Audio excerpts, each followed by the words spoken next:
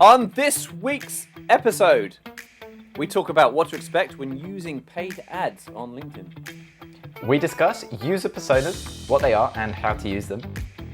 And we fight spiders, our most important problem of the week so far.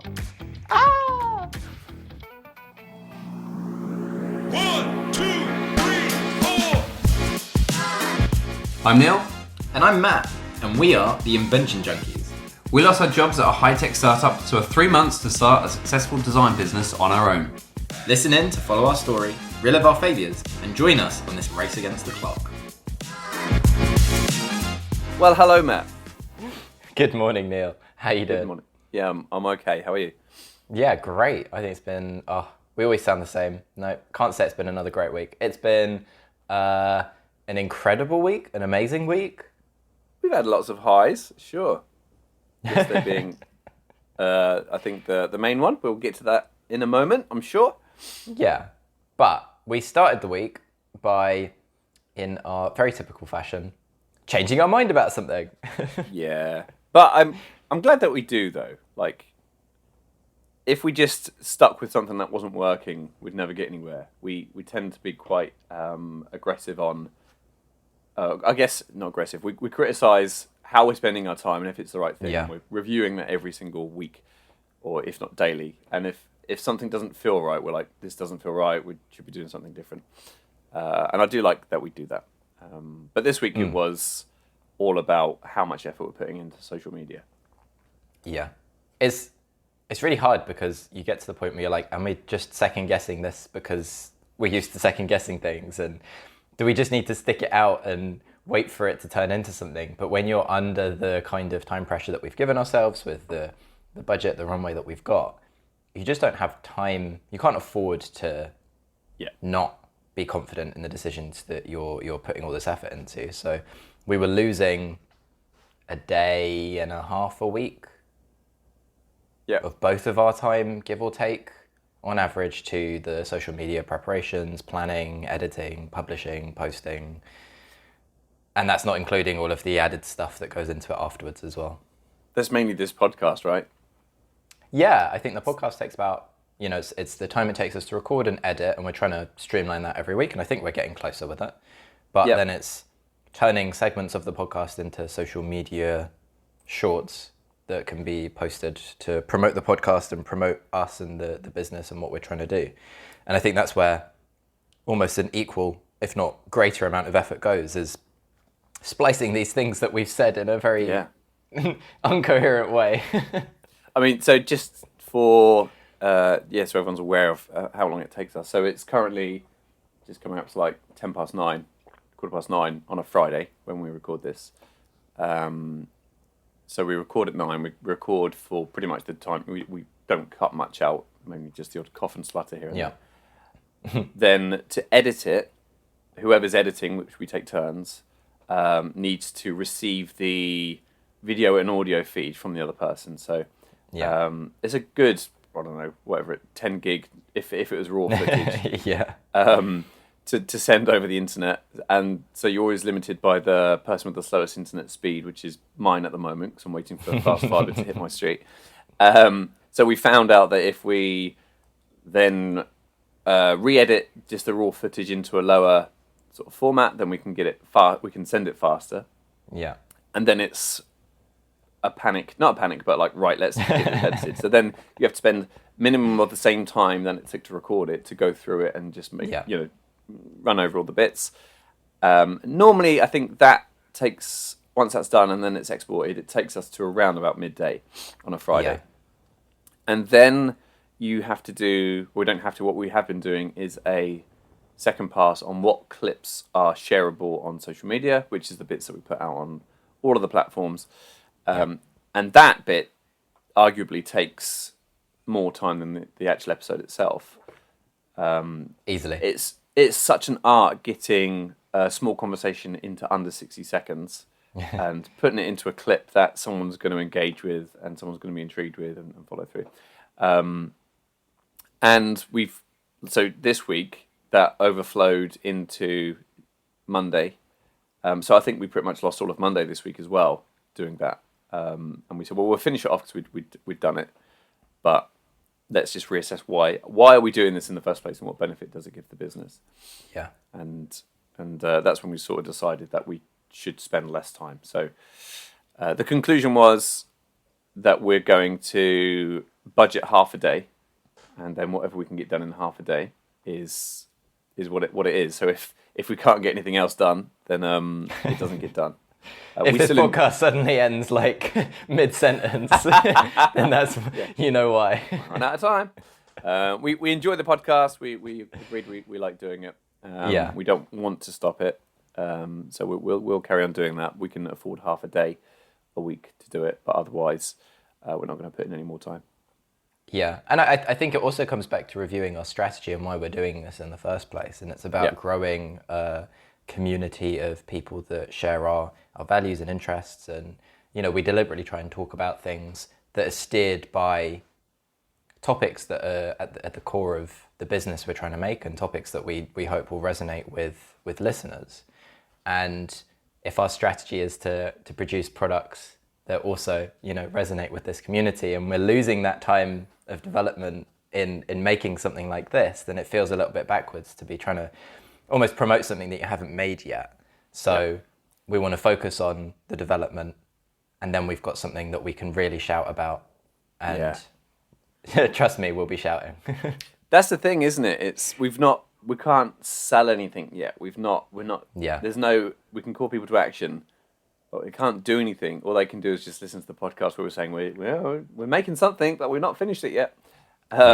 So it'd be much easier if we had a product to sell, or something to push, or something to talk about. But it's so hard to sort of put together when it's just us, and we're saying, "Oh, follow us," because we talk about stuff. Yeah, there's not much substance to it. But I think that led into sort of the direction for the rest of the week, which was very much about developing the two products that we're working on. Yeah. We have brilliant project names for them. I don't think we're quite ready to share them, but they're as stupid as you would expect. So we've been trying to set requirements for how we develop them. One is a little bit further along. It's been market tested. It's the shelving system that we've talked about in the past, and we're looking at how we get that more easily mass manufacturable. We've reconsidered being able to do it ourselves. If it took us a week of time, but we could make enough of them to make that week of time worthwhile, then that's still a viable option. And so we're looking at how we potentially do that. But we needed some requirements around what materials we go with and what processes are open to us, because we'd been kind of putting a finger in the air and going, well, this kind of feels right, but then we'd change our minds because something else we see also feels right. And we needed to be able to go into these discussions with each other with what is the actual point of what we're trying to get out of this? If it's a material decision, is it because the material needs to be magnetic or not magnetic? Like, what are the fundamental principles driving why we're making these decisions? Yeah, and it was you could very easily shoot down any idea that we had because it doesn't do this, and nothing's gonna. There was no sort of unicorn material or design that worked for everything. And we could say, we could use this, but then that doesn't work because it doesn't. Yeah. We mentioned you could use metal, but it doesn't work if it's metal because it might be cold to the touch. It might scratch the surfaces. Okay, so what about you could use wood? Oh yeah, but it might not be sustainable. And everything we come up with had a reason why not to use it, and was like, okay, we need requirements actually, so we know what we're working towards. That kicked back off, and we did the same with the prototype, didn't we, for our closed storage system? And that was again a useful exercise because we worked out what it is that we're actually testing. It's very easy to do a prototype, but it's like, well, what's the point of it? What's the question you're trying to answer with this? And it's okay to do something with the next highest fidelity, but unless you're testing against it and ticking off the checkpoints, it's a waste of time. You really need to say, well, this worked here, but I'm not sure of these things, but for those things you need to do the next higher level of fidelity. And need to work those out. So we went through, wrote all those down, agreed on what they were, and then that set our next prototype in motion. Yeah, and I think at the same time we've been looking at different workspaces that we can potentially utilize And there's a limited selection, to be honest, even though we're in, the UK where there's this hustling and bustling economy of innovators. It's actually still quite a challenge to find a workspace for the scale of business that we're at, I think, where we're prepared to make stuff ourselves, but still looking to evolve into something that's scalable. And there's two that jumped out, which is PlusX. And PlusX have bases in Slough, which is just near Heathrow, for anyone that doesn't know. And in Brighton, which is not too far from yourself, Neil. But it's more aimed at business development as well as people that are interested in making things. And we thought actually this could be, really good alignment of interests and the scale of business that we're at. So I went and had a look at the one in Slough, which isn't too far from me. And it was a really exciting place to walk into. Everyone was very inviting. I actually ran into someone that I wasn't expecting to, who I knew, and I got talking to them about the business that they're working on. And you get a real sense that, I guess that you're not alone, that there's other people trying to start things and be entrepreneurial, and very quickly, found someone that I could talk to about going through similar processes to what we've gone through and having to manufacture a product. And they'd launched a Kickstarter, and it was this really just kind of like inspiring, exciting conversation. I felt really privileged that they were just prepared to, drop what they were doing and have a conversation with me. And so I think, there's a huge, I guess, shout out to what they're doing at PlusX, because I think something that they're doing is working. And, we're in the process of reviewing if it's something that we can afford and how we go forwards and what areas of the business we might want to engage with. But there's also another one called Blocks, which is in North London, and that's a much larger scale fabrication centre. So in PlusX, they've kind of got a workshop, and then they've got all these meeting rooms, business utilities. You can record a podcast or take pictures. I think Blocks is a bit more focused on the fabrication, and they've got these huge industrial CNC machines, woodcutters. It's much more for making big stuff or making stuff at large scale. And so that might better align with the direction that we're looking at taking things. But we kind of need to weigh up all these options. And then you've come back to this time commitment issue of, do we have time to go to these places, to view these options, to make a decision? And I think I was a little bit, have I just wasted a morning coming back from PlusX? Should I have spent time doing this? Because time is such a precious commodity to us. And you were like, No. Think of the value you've got out of the conversations. These are people that you couldn't have spoken to. Think of the value of, ticking that box. We now know if we can or can't use their equipment. You've got an equipment list. You've got the price list, all of these things. So yeah, I think it's challenging the doubt sometimes as a business founder of, am I doing the wrong thing? And I think it comes back to having someone that can reassure you, and having a co-founder is, no, I can see the value in what you've just done. Don't doubt it. Just keep going. Well, it is. I think the conversation we spoke about, that it's also there's going to be a decision that we have to make, and we're going to call back on that conversation that you've had, and that's going to help guide us. So even that in itself, it's like you need to put the time in to make these connections, because that's planting seeds that's going to grow into something that's going to help you in the future. Yeah, I'll keep spreading my seed.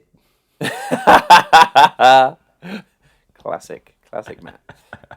A few things have been reminded about just how, not difficult, but how much harder it is to release a hardware product than a software product, because these aren't issues that you have if you're releasing software. You just need a laptop or computer and a terminal and connection to the internet.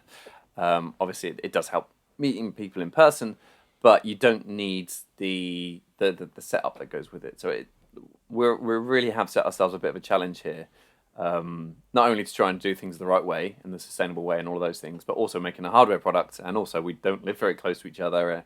There's lots of hurdles that we're overcoming. And just on the manufacturing, we realized that there was a very great leap from what we did on for the storage drawers unit that we're making name to be confirmed. We can make them ourselves. It's a very big time investment, and it's just not profitable. Or we can go to a manufacturer, but it costs a lot, and the time invested to find the right manufacturer to bring the cost down, and it is too big. It's not. I don't think we've fully tested enough to say, right, we'll order 1,000 units because we don't know if they're selling or not. And it's coming back to, right, let's work out how much, what that design needs to look like so that we can manufacture more in a smaller timescale. And so we were trying to go from step 1 to step 10, and I think there's a few more steps in between that we need to go through just to sort of validate that. We should probably talk about our new prototype as much as we can without sharing too much details. What I really liked about it was Monday morning, we had no idea what this thing was going to look like.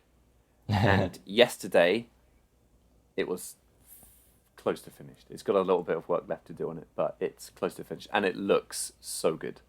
It's so scary how quickly time moves when we're doing this. It always gets to the Friday podcast, and I'm like, that wasn't Monday, that was weeks ago.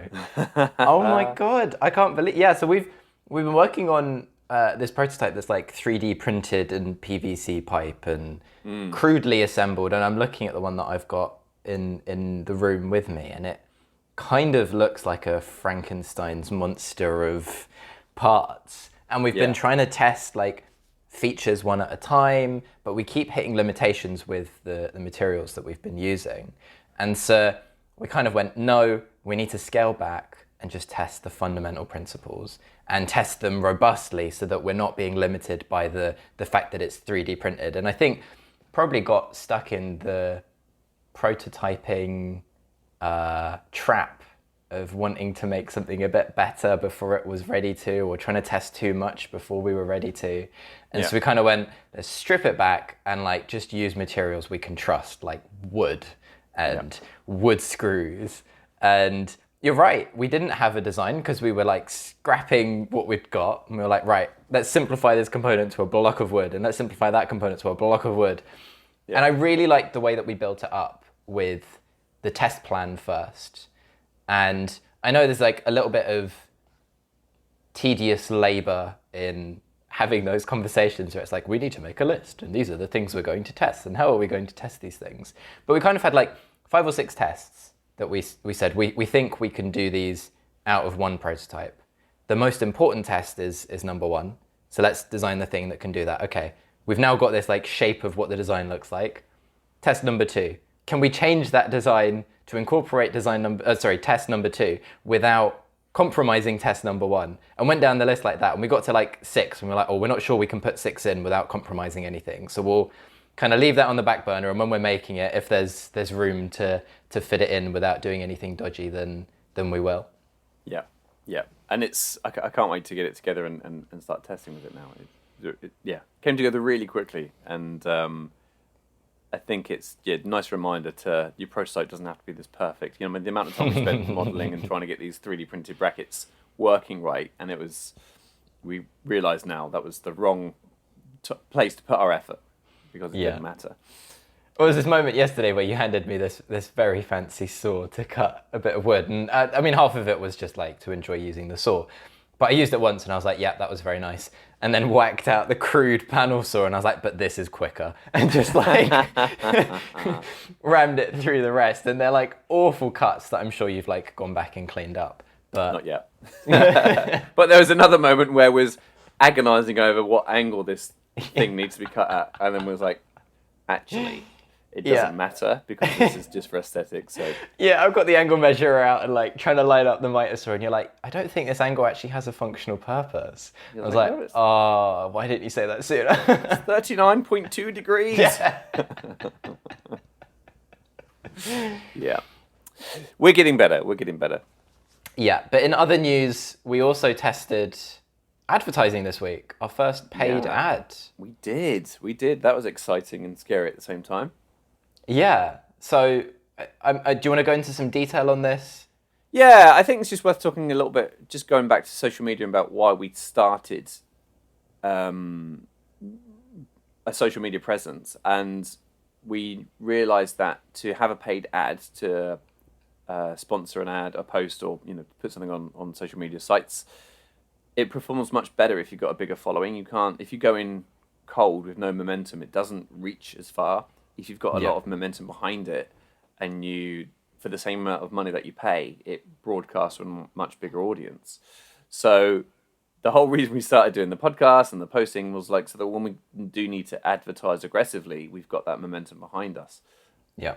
But then when we was discussing how much time we're spending, we said, well, actually, these hours that we're putting in could be money. It's that time, quality, and cost triangle. We just put in more cost. You know, we're going to have to pay more, but we get the time back. So that's why we did that in the first place. But we did. We tested it was a test, really, wasn't it? We put an ad out on LinkedIn. It wasn't an ad. It was one of our best performing snippets from the podcast. We paid to boost it in LinkedIn terms, and you can set your budget for the day and what for the campaign. The campaign, proper words, campaign. LinkedIn's good because you can target specific job titles of people. You can target people in groups, and you're if you've got a demographic that you want to hit, you can select that. Whereas rather than it's just anybody, because someone in a completely different industry probably not going to care about the podcast. We're targeting it to the right persona of audience that we're trying to hit, and we're covering personas in a minute. But I was going to say, nice terminology drop there. Yeah. So we paid the minimum that we possibly could because we're super broke, which was £16. Yeah, £8 per day, wasn't it? Was it £8 per day? Yeah, that sounds right. We ran it for 2 days, Monday and Tuesday. Yeah. Just to see what it took, how much of it to set up. And we did see a response on our Spotify numbers. Yes, which is yet to be specifically confirmed if that was a result of the campaign running. I don't think it is an isolated incident because it would be too big a spike on Spotify for it not to be related to the campaign we ran. And the biggest part of the campaign was to have the Spotify link in the ad so that for every view we got, we had a higher chance of getting that click through and getting a visitor on the podcast page. And I don't think we did anything exceptional in publishing last week's episode that would have otherwise, caused that success. Yeah. So I think, after VAT and all that and LinkedIn fees, extra fees, it was about 20 quid. You could look at it 2 ways. You could say it was 20 quid and we grew the Spotify impressions to whatever it was, however many hundreds. I think it was just below 200, which is still like a massive increase on our usual impression reach. And if you're being critical, you could say we spent 20 quid to get one extra follower. Because I think the confirmed followers went up by 1. But, on these sorts of things, you need to be consistently putting these things under people's noses before they say, actually, I'm going to start following these guys. And no one's really going to follow after one 60-second clip. You need to, it's that reoccurring thing. So hopefully we'll see how it works over time. I think we'll keep an eye on it over the next week or so. Yeah. And then we need to test other platforms. There's Facebook and Instagram. They're apparently about half the price to LinkedIn, a lot cheaper, but you don't get the targeting as much. So we'll see how that goes. Yeah, I think they do more training within the platform. So I think Facebook's strength is it very quickly learns who is interacting with the ad and then uses that to re-inform who it then goes on to show the ad to. And they all have different sort of back-end smarts that power these things. And I think that's also part of the trouble of working out what's going to be best for you. And we kind of just decided that we just need to start testing these things. Like if it's a low budget ad and we do a bit of this kind of like A/B testing, which is where you have, one sample is, the button is blue and one sample, the button is red, and you see like what happens. So I think we're going to just kind of see what we can learn as cheaply as possible and as quickly as possible from all of these things so that when we need it, we're ready. That's it. Okay. Right, Mr. Neil, I think it's that special time of the day. Yeah. time for Founder's Fortune. I'm impressed you remembered. Yeah, I didn't actually listen back to the audio bit you put over. The segment. I just mugged you off. Did you? Is yeah, it like just loads completely of fart not relevant? noises and All right. So Founder's Fortune is the same where we just talk about something that we've learned from starting a business and sharing it with you guys for your benefit. And this week it's a little bit on personas. So we've learnt about what user personas are in terms of I guess two types we're using them. So one is for advertising, so it's who you're advertising or marketing to, and one is more for the actual user of the product. And I think they're relatively the same personas, but they might also be a little bit different as well. So basically with a persona, what you do is you would think, if you were, for example, a travel agent, you might have people who are 18 to 30 who like a holiday that are, a boozy holiday in the sun on the beach with lots of dance music and, all those sort of stereotypical things. But also you might have a customer base who are retired people who would like to do a bit more, walking tours and travel and what have you. So if you put out one ad, you're not really going to be able to target both of the users with the one ad. So you need to put out different ads that target different people, even though it's still the same service that you're offering. So with a persona, you would give them a name. You would give them a possibly an image, AI generated image. You'd write about what they like, what they dislike, what their hobbies and interests are, what their lifestyle is, how they consume content, whether they just read a printed paper, whether they only like things like TikTok, or whether they're very used to Facebook. So basically, you sort of build this list, this one pager up of this person, this persona, and then that helps you to craft for content wise your content or your marketing. So you say, okay, I'm going to target this at this person. So this segment, for example, we've got a business Betty. So this is for our persona who we call Betty, who is interested in business and starting her own business and those sorts of things. So this is very specifically targeted at that type of person. And so we generated them with AI. We use ChatGPT to help craft it. They're not, we've not just copy and pasted. We've done a little bit of feeding it and then sort of tweaking it to how we think that persona would work. And in a nutshell, you're meant to have between 3 and I think 10 different personas. That's the sort of the range that you should have for your marketing. Yeah. And we've done it as well for the users of our products as well. So the customer and the user might be different people. So if it's a parent buying something for their child, the child is the user, the parent is the customer. And so you have user personas, how your user's going to interact with this thing, what problems do they have, how is this going to solve their problem, and those sorts of things. So that's in a nutshell. Do you want to add any detail, Matt?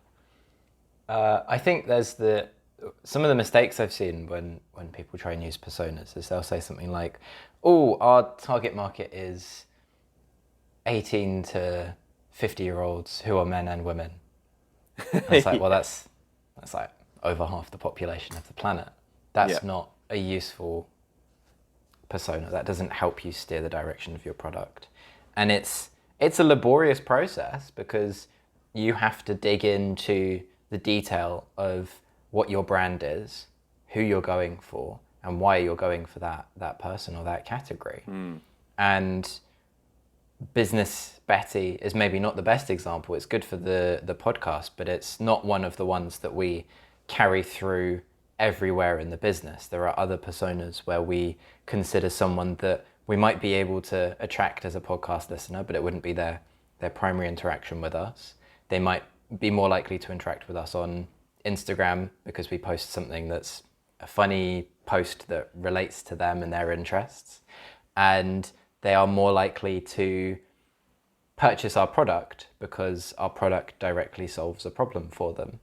And something that I've learned from personas, I've used them before in different projects, but doing this with you has really highlighted the value of using a persona throughout the business, having someone that you think the very first touch point you have with them, and it's kind of the sales funnel. When do you first meet them? How do you first interact with them? Is it an Instagram post that their friend has shared and that's their first touch point? And then they see another Instagram post and they start to follow your page, and then they follow your page and they see more posts, and then they see that you've got a sale on or that you've got a product, because they didn't know that you sold products until then. And then they go to your website and they think, oh, this website really speaks to me. It's engaging, it's interactive, it relates. And this is where having that, on the back end of what we're doing, you're trying to map this person throughout all of the steps. And then you get them to they're in their basket, and maybe they leave it in their basket, and you've got that chaser email that comes, maybe not immediately. I hate chaser emails. And then they go, oh yeah, I forgot to buy that thing because I'm such a busy person. And that is one of the attributes of many of our personas. Yeah. And then they remember to buy it, and they've bought this thing. And then this is where classically businesses go, right, job done, made the sale. And we don't want that. We want this person to stay as a part of our community. And that's where it's how did you find the product? How can we keep you engaged? How can we learn from you? How can you become a valued member of the Invention Junkies community? Yeah. And that's the bit that I really like, is because you think about all the design touch points of, okay, what size is this person and how high can they reach and what's their grip strength and, the interaction design of the product, but you've also built them into your entire business. And so as long as you get these things right, to even a reasonable degree, you've got this amazing connection and resonation with your personas, with your user base. Yeah, exactly. And I think it's worth saying that it doesn't work just for B2C, business to community, business to consumer. It can be B2B to other businesses as well, because you might have people in another business that you're targeting and what their problems are and what they're from the business point of view. So it works. It works across the board, I think. Yeah, I think the only other thing I'd add is that it's a constant process of iteration. You might start, and even if you've nailed it from day one, you will attract new users, you will attract new types of people, new variations of people that you hadn't originally conceived of. And as the business wants to grow, you need to be able to adapt to all of these different people that you're going to attract. All of these things that we make are organic, aren't they? Is that the right word? They're always evolving.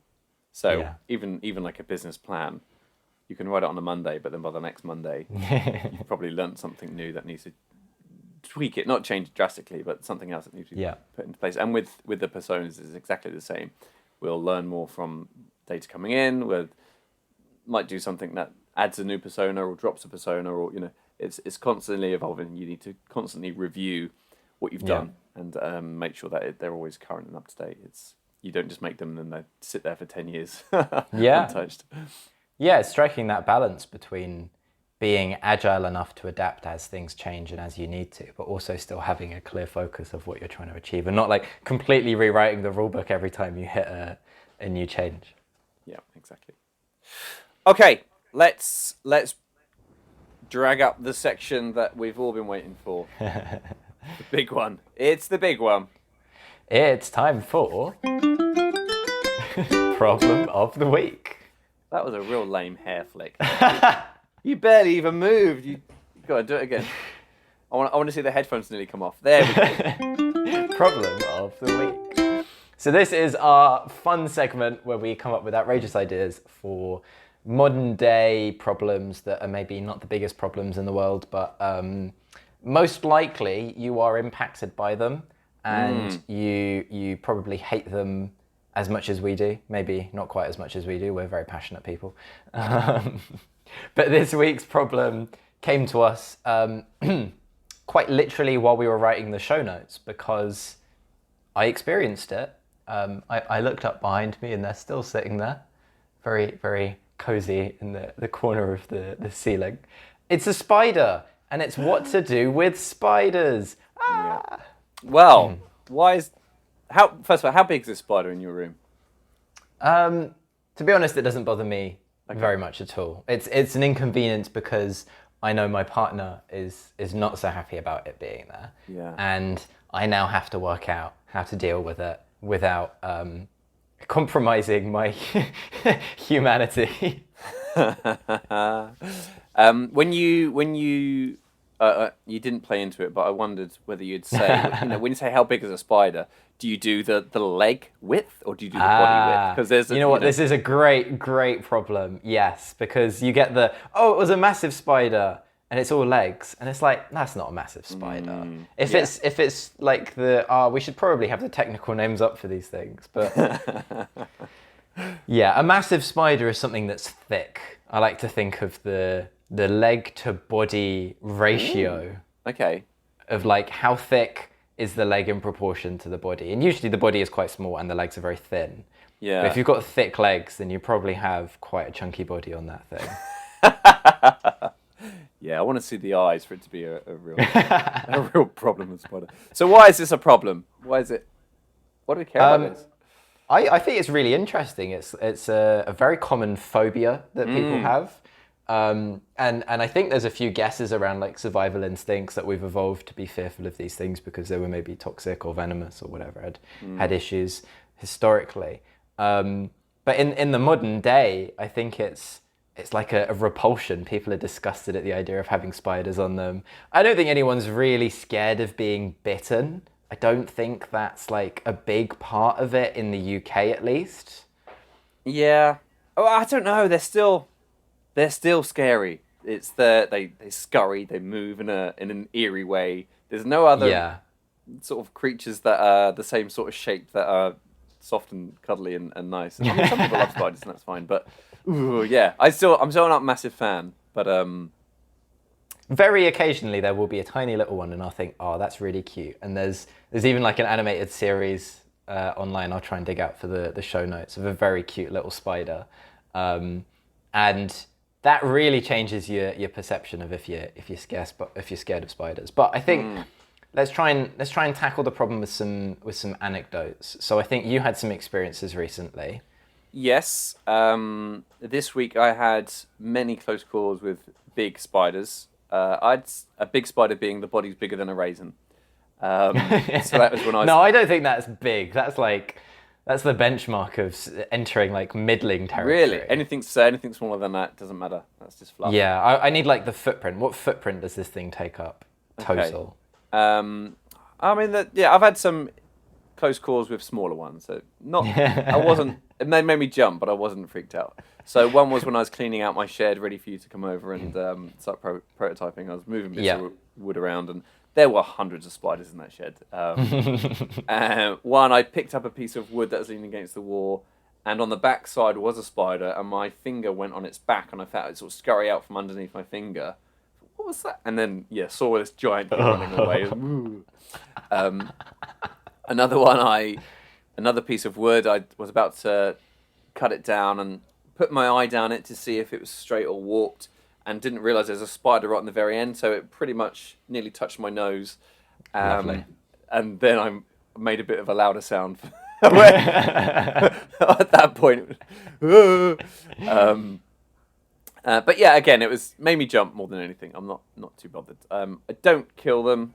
Not a spider squisher. If you want to live and thrive, let a spider stay alive. Is what they say. One of my favourite things that I heard was from some friends of mine. I think it's a cultural thing. So maybe throughout Eastern Europe as well as just in Poland, but they say that spiders are a sign of a healthy house. And that I like putting a positive spin on it because it's like, oh, well, maybe I want more spiders in my house. Yeah, I mean, you hate flies, so spiders kill flies. So, it does solve a problem. And so wife and 2 daughters. Everyone hates spiders in my household. So I am the official spider catcher in the house. Yeah. There was a time when my youngest daughter went through a phase of thinking there was spiders in her bed, and was always reassuring, no, there's no spiders in your bed. Don't be silly. It's silly, it's rational, but you don't say that to your child, you're being silly. You check it, and you say, nope, I've checked, there's no spiders, you're all good, it's fine. It's your mind playing tricks on you, and your imagination's going in different places and all of those things. And And until this one time when she had got over the fear of spiders being in her bed, and there actually was a spider in her bed, and it was the body was probably raisin sized with these big legs, and it was just crawling up her arm towards her head, and she got in bed, so she let out the biggest scream, flung it on the floor, and was distraught about this thing crawling up her arm. And now, it's probably about a year on, I still have to do a spider check before bed every night to make sure there's no spiders in her bed. So, I mean, this actually happened to someone we worked with as well. They said they'd gone to bed and there was a spider, and it bit them because they'd like tried to get it out and they didn't really know what was happening and threw it across the room. And well, they say, don't you swallow 6 spiders? Is it a year or in your lifetime or something? I think that's a little bit mythical. No. I think it's one of those like facts that's not a fact. I think maybe you swallow 1 in a lifetime or whatever. But they rarely hurt you if they aren't threatened. I think I saw a YouTube video once of a guy, Coyote Peterson, is it? I think he's like a kids wildlife guy. And he had a black widow on his hand. Wow. And it was under his thumb, and he's like, as long as I don't compress the body, it's not going to bite me. I mean, he wasn't. He was being very, very still. But the spider was just hanging out. So, as long as you don't squish them, they shouldn't bite you. But still, they can bite. That's the other thing, isn't it? They can bite. So it's if they had no chance of biting you, you wouldn't be so worried about it. Yeah, I think I learned about tarantulas once. It was like some interactive nature thing, maybe at a zoo or something. And they had one, and they were like, you can hold it. She's very friendly. And so I held it, and it had like quite a lot of weight to it. But the thing that they say is they're very defensive creatures, and they will, in the case of the tarantula, they'll shed. They've got like hairs on the rear of their body. I'm sure there's a scientific name for the different parts of the bodies of a spider, but their bum. Yeah.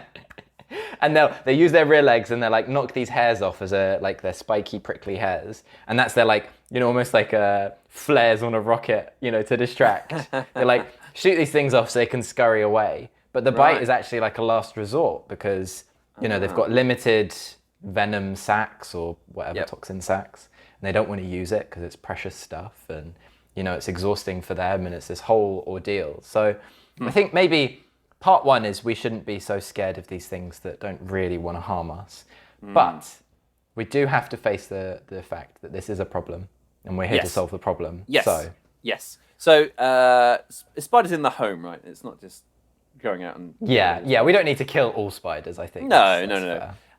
So you can squish them. You could do that. It means you're a bad person, and you're going to have flies in your house. And there's a mess to clear up as well. If it's on the ceiling and you throw a shoe at a spider on the ceiling, now you've got to repaint your ceiling. Then you're a murderer as well, and all those bad things.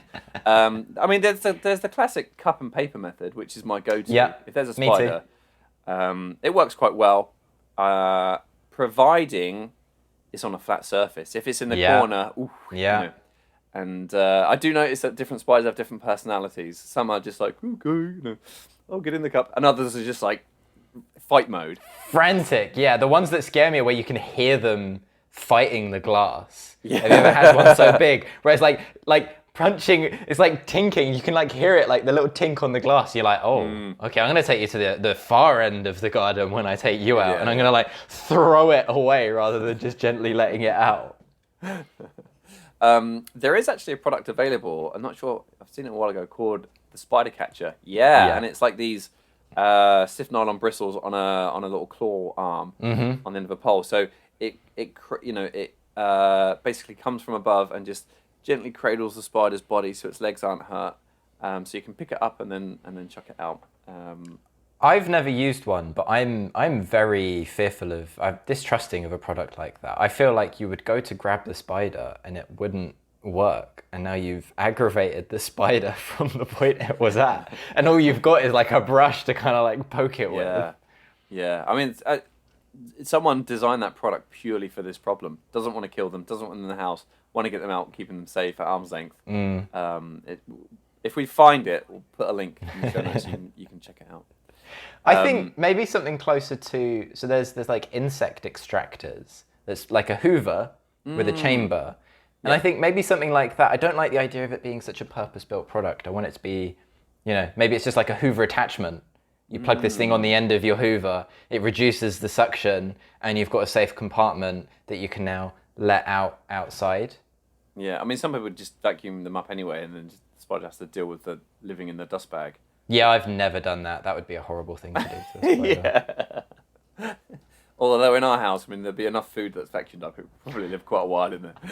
Comes out as this like monster. Yeah. Oh, here comes a chicken nugget from under the sofa. Carnivorous, love it. Yeah, I mean, it could be that it's this suction cup vacuum attachment works with toys and things as well, small things. So it not only spiders, it's anything small on the floor that you don't want to end up in the vacuum bag. Maybe going to the root of the problem. How are the spiders getting in? So if you sealed the rooms in your house, I've been thinking about this with renovations. If you had like a bead of silicone along the edge of the skirting in the room, and your doors hermetically seal when you when you shut them. There are houses that are built this way, aren't there? They're called passive houses. I think they're quite common. Oh, yeah. Is it Norway or somewhere like that? Somewhere in Scandinavia? So a passive house is the energy efficiency targets of the... It's completely sealed. You do have a fresh air inlet, but it's like pumped in and goes through a heat exchanger so that any cold air is heated up from the house extract air before it goes through. So you get like a constant supply of dry air, but everything else is sealed. So yeah, I bet you they don't have a problem with spiders. That would be interesting. I do also know of a guy who built an extension to his house and used treated timber, and they had a lot of problems with spiders being those in the countryside. And then after they built the extension, there was never a spider in sight with this. Really? Yeah, and they put it down to the treatment on the timber just scared them away. So maybe there's it could be a deterrent more than anything. Yeah, I've heard that essential oils are deterrent to spiders. They don't like the smells. Yeah, I went to test it once a long time ago and then forgot to check back on the results, and so I have no idea if it's actually effective. I think some of these things are just like orange peel scares off cats and things like that. They just don't work. Some of them, But I think we can agree that if you do find a big spider, you are justified in burning down whatever object or place you've found them in. This is a rational reaction. Yeah. Yeah. I'm not satisfied that we've solved this problem sufficiently enough. No. Well, there's some options out there. I think a square glass. Yes. Is the simplest answer. A glass with corners, so you can just get that spider in the corner.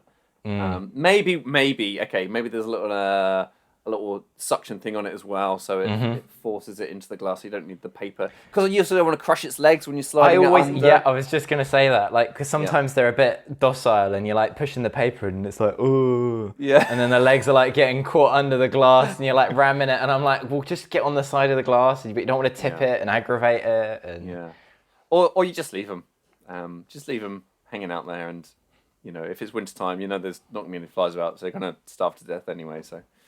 Yeah. Not a problem. Well, I think after this, what I'll do is I'm going to go and get the Hoover. Rolled up bit of paper and... Squash him. Do all that later. Yeah. Well, you are welcome, world, for another brilliant solution to the problem that we have. I don't think we're really solving these problems, to be honest with you. We're just talking about them and... No, I think problem of the week is a success. I think it's a raging success. Okay, great. Sounds good to me. Yeah, let's close this thing.